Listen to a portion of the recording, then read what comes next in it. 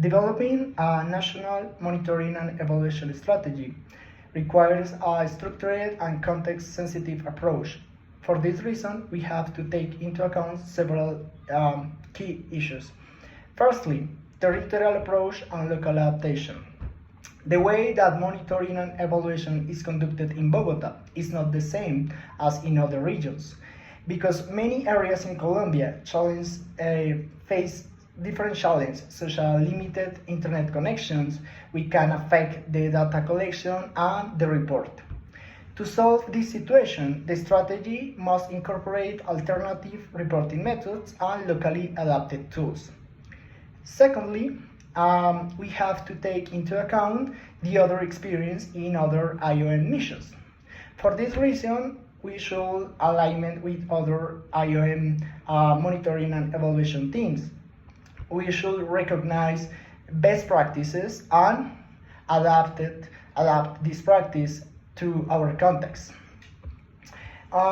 Related with the coordination with the project managers to make this national strategy, it's important to say that the development should be a joint effort involving project managers, and we should use several tools that can make easier the task. For example, we should use Planner to structure and track the development of different components of the strategy.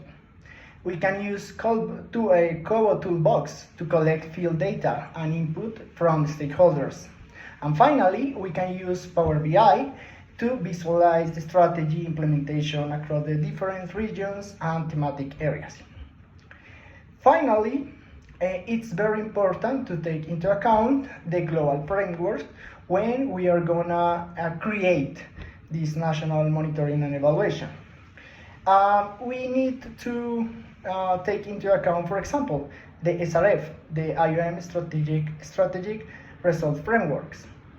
Also, the Regional Refugees and Migrants Plan, the MCAF, or Migration Crisis Operational Framework, the SDGs, of course, the Sustainable Development Goals, and the MyGov and the country strategies.